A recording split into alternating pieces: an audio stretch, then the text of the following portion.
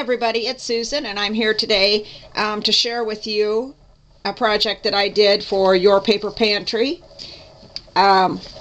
We have a group at Your Paper Pantry called Trash to Treasure, and the challenge here was to take an old box of some sort and make it into something pretty. So this was the box that I used.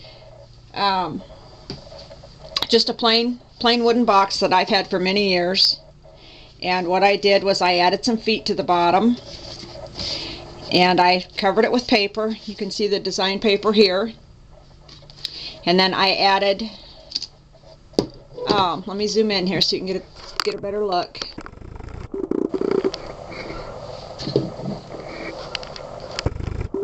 There we go.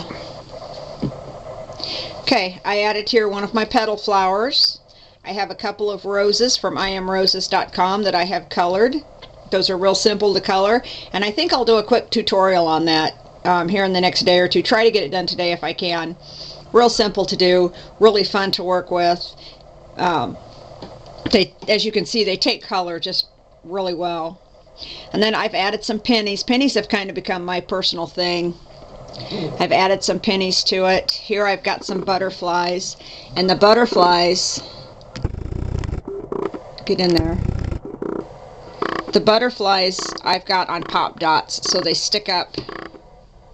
You can see they stand up off of the box just a little bit. Have some glossy accents on the flowers and on her lips and on the flower. Oops, sorry, you can't see it. On the flowers here and on her lips. I've got a little Prima bling on her earring. Let's go out a little. Thank you. And I put the crackle accents on the wings. I've added some bling here, cut out a couple of pieces. And this is the Graphic 45 Steampunk Debutante paper that I used to decorate this with. My base paper that I covered the box in, this paper, is the K & Company Life's Journey. It's from that pack. I found that the two papers just really seem to go together really well. So I've used them together quite a bit here lately. Have some feathers here and a little charm there with a bling in the middle, more of the Prima bling. And then on this side I have another butterfly and a Tim Holtz store ticket and just some little things to decorate it, just to make it look nice.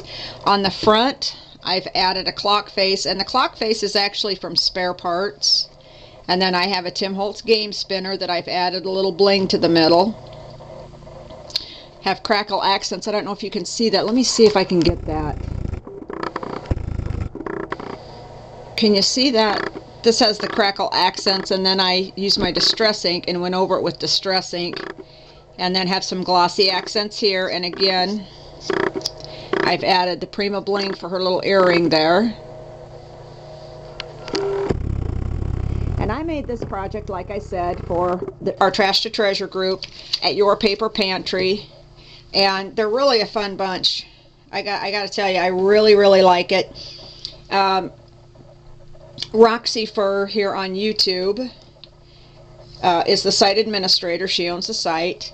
It is a paid site, but you guys, it's only $12 a year. That's $1 a month. You know, you don't get any better than that for $1 a month. We have a lot of fun, and just this weekend we had a virtual crop all day yesterday. Just had a ball. Had Ustream classes and discussions and challenges and all kinds of prizes, and it was really a good time. So if you get the chance, pop over and visit. I will put the URL down there, down below. And as long as I'm here, I've had some questions, and I have not had a chance to answer everybody's comments, and I apologize. This is the first weekend that I haven't just been running like crazy in weeks. So, and one of the questions was, now I can't even remember. Oh, I know. One of the questions was, sorry about that, on the adhesives that I use on my photo books. And for the covers, you guys, I use my Terrifically Tacky tape right here to put the covers on. For the inside bindings, I use my ATG gun. And I did a tutorial here just a little bit ago. And that's how I put the bindings on. I used to use my ATG to put all my papers on my mini album pages. And Arlene recommended the Scotch quick dry adhesive, which I've been using and I really like. So I have switched. I'm a convert. I also use a lot of glossy accents when it comes to putting embellishments on. If it's someplace that I'm afraid it's not going to stick well, I will use the glossy accents because it will stick down anything. Like when I did the bling on these metal pieces and the bling here, I use the glossy accents for that. A lot of times I will use my hot glue gun to adhere things down because there again it's a very durable bond and you don't have to worry about it coming apart on you in a few months or a few weeks or whatever. Another question I had is on my mini album bindings, on these bindings here, and they wanted to know what I did to keep this the holes from coming through and where the rings come out. And you don't have to do anything, you guys.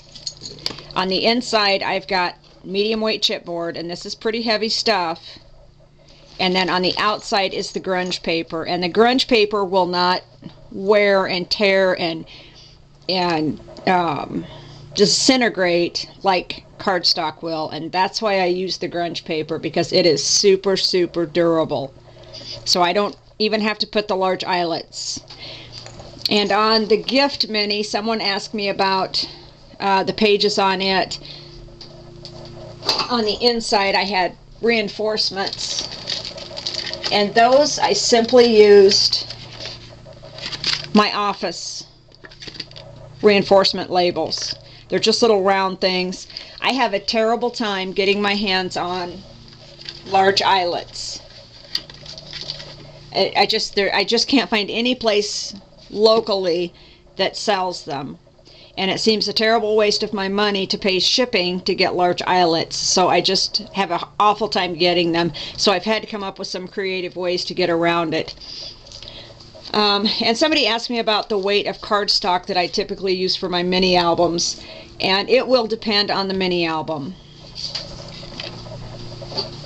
On my Steampunk album, these are the lightweight black chipboard. They're this weight. And what I typically do is I will use that medium weight, or excuse me, that lightweight chipboard quite a bit, and I don't have any problems with it.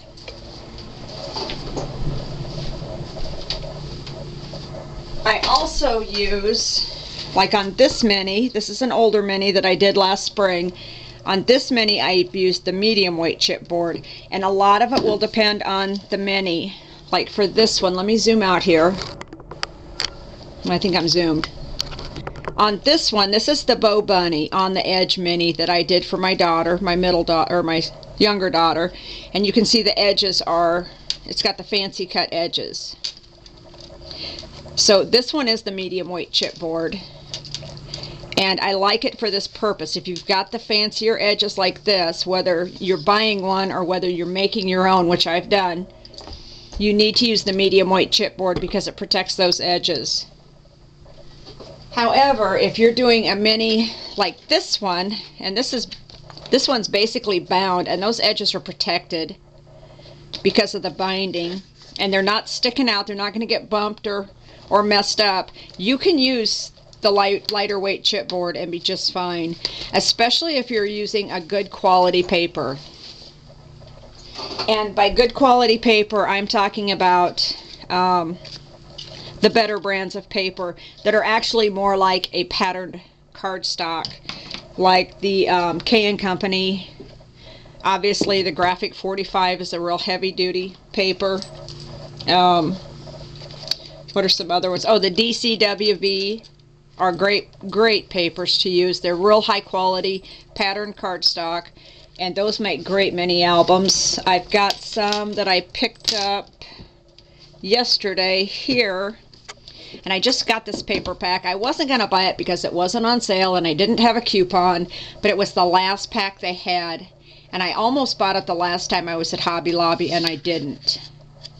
And there were 6 of them the last time I was there a week ago. This was the last one they had, so I bit the bullet and I paid full price for it. But you can see this is...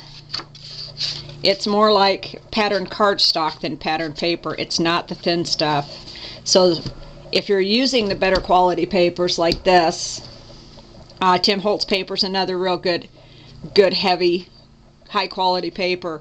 If you're using the better papers, you don't necessarily have to use the medium weight chipboard for your minis.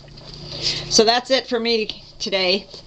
Thanks everybody for watching. I appreciate each and every one of you. If you haven't already, please hit the subscribe button. I'd like to get my subscribers back up so we can give away some more prizes. So, have a great day everybody. Thanks for watching. Bye-bye.